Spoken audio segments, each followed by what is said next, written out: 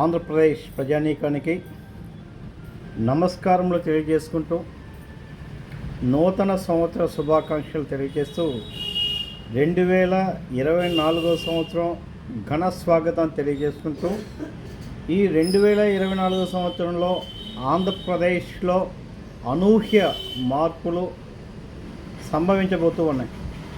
మరి ముఖ్యంగా ఆంధ్రప్రదేశ్లో రాజకీయంగా అనూహ్య మార్పులు తప్పనిసరిగా జరుగుతాయి. వాటిల్లో మరీ ముఖ్యంగా వైఎస్ఆర్సీపీ పార్టీ 3 ముక్కలుగా చీలిపోబోతుంది. వైఎస్ఆర్సీపీ పార్టీ చీలిక జరిగే అవకాశాలు ఎక్కువగా ఉన్నాయి. 3 ముక్కలుగా జరిగే అవకాశం ఉంది. ఏ 3 రాజధానులని కుంపడి పెట్టి 2000 రోజులు పైచిలుకుగా అమరావతి రైతులను రోడ్డు మీద ఉంచారో ఆ క్షోభ నుంచి దేవుడు స్క్రిప్ట్ అన్నమాట. 3 రాజధానులు ఏర్పాటు ఆయన వల్ల కాదు, కానీ తన పార్టీ 3గా చీలబోతూ ఉంది. నెంబర్ వన్ ఆంధ్రప్రదేశ్లో 2024 సంవత్సరంలో అధికార మార్పిడి జరగబోతూ ఉన్నది. తప్పనిసరిగా నారా చంద్రబాబు నాయుడు గారు 2024 సంవత్సరంలో ముఖ్యమంత్రి కాబోతూ ఉన్నారు. కీలకమైన అంశం ఏమంటే పవన్ కళ్యాణ్ కీలకమైన రోల్, బాధ్యతాయుతమైనటువంటి రోల్ చేయటం ద్వారా ఆంధ్రప్రదేశ్ అభివృద్ధిలో అనూహ్యమైనటువంటి తన యొక్క మైండ్ సెట్, రాష్ట్రాభ్యుదయం కోసం, రాష్ట్రం కోసం పాటుపడే వ్యక్తిగా, మూర్తిభవించిన వ్యక్తిగా, ఒక ప్రముఖ వ్యక్తిగా మౌళ్ళు కాబోతున్నాడు పవన్ కళ్యాణ్ గారు. ఈ విధంగా రాష్ట్రానికి ఇతోధికంగా అభివృద్ధిలో కీలకమైనటువంటి పాత్ర పోషించబోతూ ఉన్నాడు. ఈ సందర్భంలో తెలుగుదేశాన్ని పార్టీని దెబ్బతీసే క్రమంలో జగన్మోహన్ రెడ్డి గారి జగన్ నాటకంలో భాగంగా కాపుల మధ్య విభజన చేయటం ద్వారా కొంతమంది వ్యక్తులను, కీలకమైన వ్యక్తులను వైఎస్ఆర్సీపీలో ఆశ ద్వారా ప్రేరేపించడం ద్వారా ప్రముఖ నాయకులని ఒక వలలో లాగటం ద్వారా ఏదో తన ప్రాబల్యం నింపుకోవాలని ప్రయత్నం చేస్తారు. ఏది ఏమైనా ఆంధ్రప్రదేశ్ ప్రజలు విశ్వసించారు. జగన్మోహన్ రెడ్డి గారికి 2024 బహు కష్టాలు ఉన్నాయి. తన మీద కేసులు ఉక్కిరి బిక్కిరి కాబోతున్నాయి. తనకు దగ్గర ఉన్నటువంటి కుటుంబ సభ్యులతో పాటుగా కొంతమంది వ్యక్తులు దూరం కాబోతూ ఉన్నారు. 2024 సంవత్సరంలో తనకి జైలు జీవితాన్ని కొట్టి పారేయలేము. 2, మూడవది ఆంధ్రప్రదేశ్లో అనూహ్యంగా రియల్ ఎస్టేట్ వ్యాపారం పుంజుకోబోతోంది. ఆల్రెడీ ఇప్పటికే పుంజుకుంది. ఆంధ్రప్రదేశ్లో రియల్ ఎస్టేట్ వ్యాపారం మున్ముందు 3 పువ్వులు 6 కాయలు కాబోతుంది. మరీ ముఖ్యంగా అమరావతి ప్రాంతంలో, విజయవాడ, గుంటూరు ప్రాంతంలో రియల్ ఎస్టేట్ బూమ్ రాబోయే రోజుల్లో వచ్చే అవకాశం ఉంది. అంతేకాక ఆంధ్రప్రదేశ్లో నిర్మాణ రంగం అనూహ్యంగా ఒక మలుపు తిరగబోతుంది. గత 4 సంవత్సరాలుగా ఇసుక లేక ఈ ప్రాంతం నిర్మాణ రంగం కుదేలైంది. భవిష్యత్తులో ప్రభుత్వం మార్పం చేత విప్లవాత్మకమైన మార్పులతో నిర్మాణ రంగం విపరీతంగా ఉంటుంది. తద్వారా మన రాష్ట్రానికి నిర్మాణ రంగంలోకి వలస కార్మికులు వచ్చే అవకాశం ఉంటుంది. ప్రజల జీవన ప్రమాణ స్థాయి అనూహ్యంగా పెరిగి జనం ఖర్చు పెట్టే స్థాయికి, జనం కొత్త వాహనాలు కొనే స్థాయికి ఆంధ్రప్రదేశ్ రాబోతుంది. ఆంధ్రప్రదేశ్లో 3 ప్రాంతాలు కూడా చక్కగా అభివృద్ధి చెందబోతున్నాయి.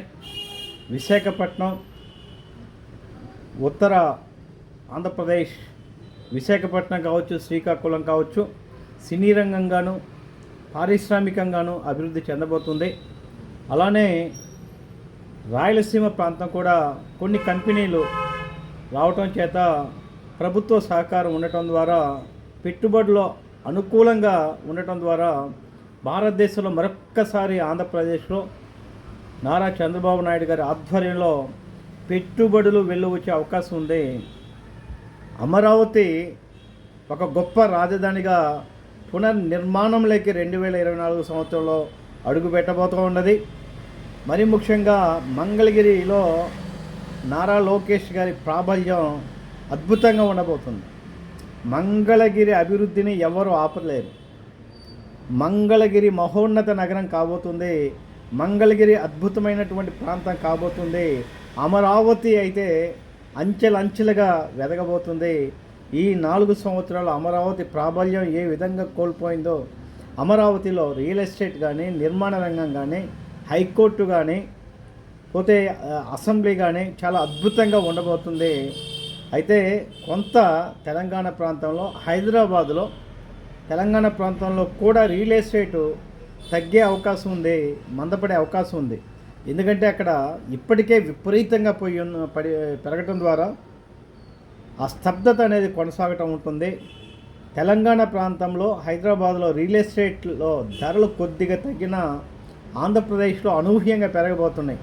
ఈ విధంగా ఆంధ్రప్రదేశ్లో అన్ని రంగాలకి, ప్రభుత్వ ఉద్యోగులు కావచ్చు, ప్రైవేటు ఉద్యోగస్తులు కావచ్చు, రియల్ ఎస్టేట్ రంగం కావచ్చు, అన్ని రంగాల్లో ఉన్నటువంటి వ్యక్తులు 2024 సంవత్సరంలో ఆంధ్రప్రదేశ్లో అధికార మార్పిడి జరగడం ద్వారా నారా చంద్రబాబు నాయుడు గారు భవిష్యత్ ముఖ్యమంత్రి కావడం చేత పవన్ కళ్యాణ్ గారు కీలకమైన భూమిక పోషించడం ద్వారా రాష్ట్రాభివృద్ధిలో పవన్ కళ్యాణ్ పాత్ర అమోఘం కాబోతుంది. అది సత్యం కూడా. జగన్మోహన్ రెడ్డి గారికి గడ్డు కాలం రాబోతుంది. తన నమ్మిన బంటువులే పార్టీ నుంచి వెళ్ళే అవకాశం ఉంది. కుటుంబ సభ్యులు దూరమయ్యే అవకాశం ఉంది. పార్టీ 3 ముక్కలుగా అయ్యే అవకాశం ఉంది. 2024లో ఘోర పరాభవం చెందుతుంది. తను గడ్డు కాలంలో ఉండే అవకాశం ఉంది. జైలు జీవితాన్ని కూడా కొట్టి పారేయాలని గతంలో చెప్పాం. ఏది ఏమైనా కూడా పాలకులకి ప్రజలు ఒక విశ్వాసము, ఒక నమ్మకం, ఒక ఓటు ఆయుధం ద్వారా అధికారం అప్పచెప్పినప్పుడు బాధ్యతాయుతంగా నడవాల్సిన పరిస్థితి పాలకుల మీద ఉంటుంది. అధికారం అనేది శాశ్వతం కాదు. అధికారమే అనేది ప్రజలు ఇచ్చినటువంటి పవర్లోకి తీసుకుని వెళ్ళగలరు, పవర్ తీసేయగలరు. ఆ ఒక్కటి గమనించలేకపోవటం అనేది జగన్మోహన్ రెడ్డి బలహీనత. ఎవరి మాట వినకపోవటం అనేది కూడా ఆయన దురదృష్టకరం. ఎవరు కూడా ఏమి విధిరాత బలీయమైనది. ఆయన 151 సీట్లతో అధికారం, తిరుగులేనటువంటి అధికారం ఇస్తే ఆంధ్రప్రదేశ్ని పరిగెత్తించాల్సిన పరిస్థితిలో ఉండేది.